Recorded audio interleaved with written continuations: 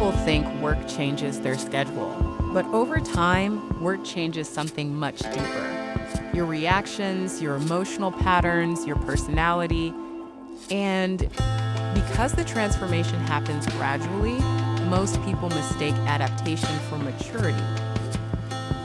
At first, the changes seem harmless. You become more careful with your words, more filtered, more emotionally controlled. You stop saying exactly what you think because professional environments reward predictability far more than authenticity.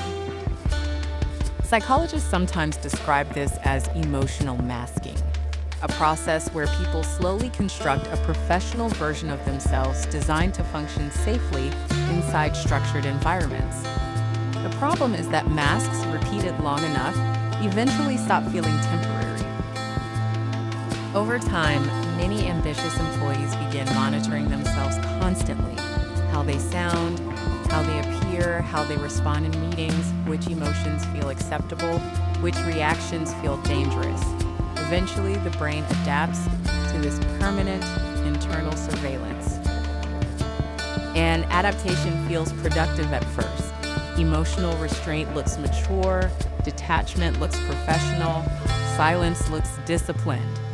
But many people are not becoming calmer. They are becoming emotionally compressed. This is why some employees slowly stop recognizing themselves outside work. Their communication changes, their patience changes, even their natural curiosity changes. Work stress does not always explode dramatically. Sometimes it slowly reshapes identity from the inside. The dangerous part is that modern workplaces often reward psychological suppression. Employees who constantly absorb pressure without reacting appear stable. Employees who suppress exhaustion appear reliable. But the human nervous system does not ignore chronic emotional tension simply because performance remains functional. Eventually, people begin carrying workplace behavior everywhere. Conversations become transactional. Emotional energy becomes limited. Rest stops feeling restorative. Even during weekends, the brain remains partially trapped in performance mode. Neuroscientists have studied how chronic stress environments condition long-term behavioral adaptation. The brain becomes optimized for vigilance, anticipation, and emotional management. Over time, survival behaviors begin replacing natural behaviors. This is why many professionals feel emotionally flattened without understanding why. Not deeply unhappy, not completely burned out, just psychologically muted, as if parts of their personality slowly became less accessible over the years. And ironically, ambitious people are often most vulnerable to this transformation because high performers adapt quickly. They normalize pressure quickly. They become efficient at suppressing discomfort.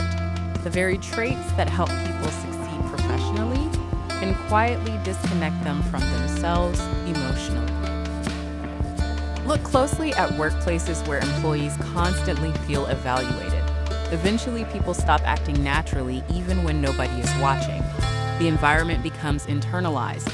Performance stops being something people do and starts becoming part of identity itself. The frightening part is that these transformations rarely feel dramatic while they happen. Nobody wakes up one morning feeling psychologically different.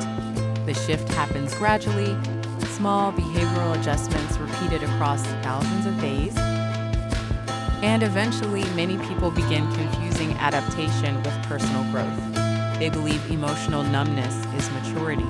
They believe constant exhaustion is ambition. They believe detachment is professionalism. But sometimes the personality being rewarded is simply the personality most capable of enduring pressure silently. Your job may be changing you in ways that feel normal only because the transformation happens slowly. The environments people spend years surviving inside eventually shape who they become emotionally. And the most dangerous psychological changes are often the ones people learn to call professional.